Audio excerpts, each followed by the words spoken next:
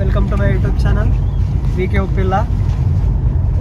ఇప్పుడు మేము హడావిడిగా రెడీ అయ్యి ఇప్పుడైతే తిరుపతి బయలుదేరుతున్నాం. 3-4 days నుంచి మేము ప్లాన్ చేసినాం. అయితే ఏమైందంటే ఇప్పుడు 6:30 ఎట్లా కుదరా ట్రైన్ 6:40. ఇప్పుడు ఎంత అవుతుంది టైం? ఎంత? 4:10.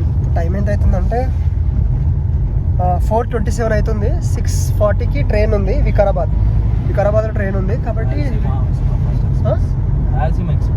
రాయలసీమ ఎక్స్ప్రెస్ అంట.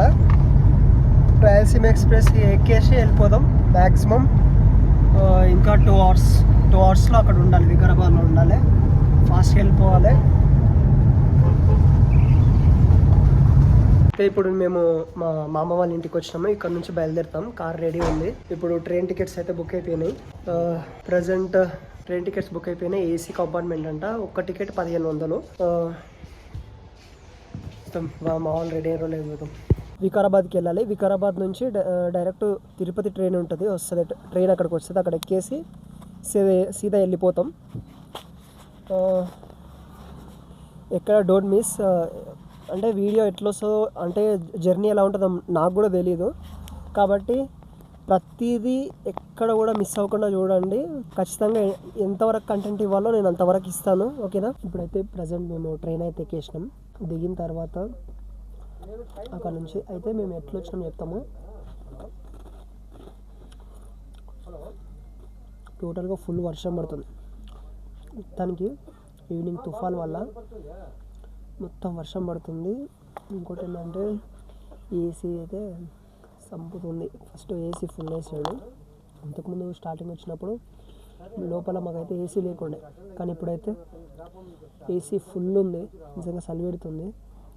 ఇగో ఇదంతా అంత చల్లగా ఉంది. పైన ఎగిరికి దగ్గర ఏసీ వాగిన సంపుతున్నారు. వన్ థింగ్ ఏంటంటే మా జర్నీ చెప్తా. ఇంటికాడ నుంచి లగేజ్ ప్యాక్ చేసుకొని పరిగి నుంచి వికారాబాద్ వచ్చి వికారాబాద్లో ట్రైన్ ఎక్కినాం.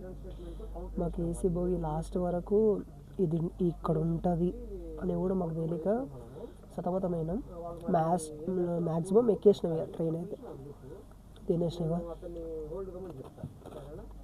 చిప్స్ అయితే తింటున్నా. చిప్స్ ఇదేంటి కుర్కురే, ప్రజెంట్ కుర్కురే తింటున్నా. నైట్ ఫుడ్ కూడా తెచ్చుకోలే. ఇప్పుడు ఏసీ బోలో ఖచ్చితంగా ఫుడ్ దొరుకుతుంది. తినేసి పడుకొని రేపు మార్నింగ్ కల్లా రీచ్ అయిపోతాం.